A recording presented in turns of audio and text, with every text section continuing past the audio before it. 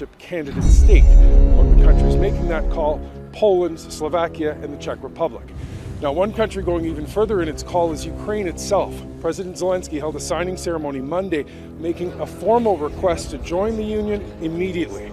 It's a process that normally takes years. Zelensky wants it fast-tracked.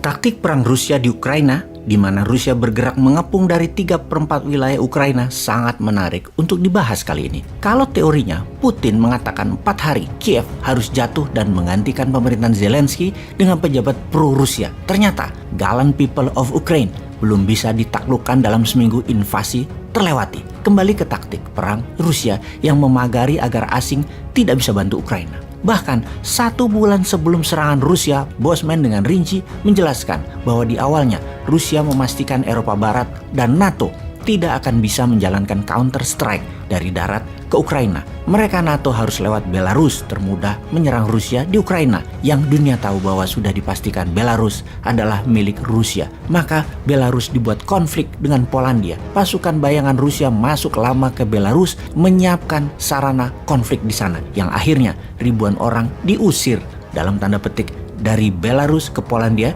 sehingga terjadi krisis di perbatasan Belarus dan Polandia. Alert militer di sana. Lalu pasukan darat Rusia masuk ke Belarus, mengepung sisi utara Kiev yang dari perbatasan Belarus ke Kiev hanya berjarak 150 km. Dari sisi timur Ukraina, wilayah Donbas, ada sekitar 400 km menuju Kiev. Pasukan darat terbesar Rusia disiapkan beserta pasukan udara Rusia. Pasukan laut dan darat dari sisi selatan Ukraina lewat Crimea. Kode pertama, gerakan separatis pro-Rusia menghajar Donbas. Kiev diam saja. Lalu esokan harinya pasukan Rusia dari 3 penjuru gaspol menyerang dengan satu tujuan, menaklukkan gedung pusat pemerintahan dan menggulingkan Zelensky, presiden Ukraina saat ini. Pasukan darat, ground force, dilindungi pasukan udara, drone, dan artillery roket. Strategi militer Rusia sebenarnya strategi klasik, sudah bisa dibaca, tidak ada unsur surprise. Melancarkan serangan kota satu arah, Kiev mengepung pusat pemerintahan. Sama persis ketika Rusia menyerang Wolfpack markas Hitler di tahun 45. Sama persis ketika Amerika menggulingkan Saddam Hussein. Sama persis seperti Amerika serang Libya menjatuhkan Gaddafi. Persis sama, hanya sekarang peralatannya makin modern Rusia punya. Kita mereview sejarah perang sebentar. Perang darat atau battleground adalah ciri perang klasik. Sejak zaman awal Macedonia kira-kira mungkin 1000 tahun sebelum Masehi hingga Perang Dunia Kedua di tahun 1945. Sejak Perang Dunia Kedua hingga sekarang ada wilayah perang tambahan yang wajib dikuasai, yaitu battle space, wilayah udara atau perang udara. Maka jet fighter, cargo plane, helikopter attacker, drone, rudal balistik, radar, satelit, cyber attack, dan banyak lagi adalah pelindung udara dan serangan udara. Oh ya, sebagai catatan, Rusia sudah melancarkan cyber attack ke Amerika. Dalam 2 bulan ini lebih dari 1 juta serangan dia lakukan. Oke, kita bahas pembahasan berikutnya tentang cyber attack Rusia ke Amerika sebelum Rusia serang Ukraina.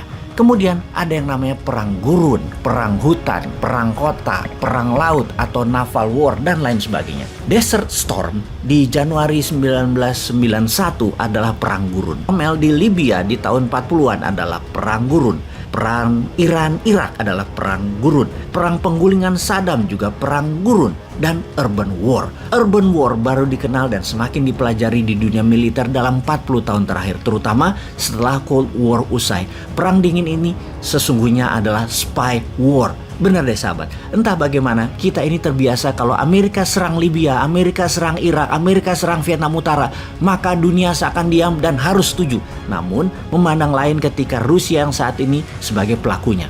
Itulah permainan media, itulah media warfare. Sama seperti Tiongkok yang invasi pakai ekonomi, kesannya berbisnis padahal hostile takeover. Namun peran media dan peran politikus lokal yang terbeli oleh Tiongkok penting bagi Tiongkok sehingga langkah mereka terlihat membantu sebuah negara walaupun negara yang dibantu ternyata punya hutang banyak ke Tiongkok. Wes, stop bicara utang. Kita fokus ke perang kota. Kiev dan pasukan Ukraina saat ini melakukan perang kota dengan menempatkan banyak sharpshooter atau penembak sniper di banyak lokasi.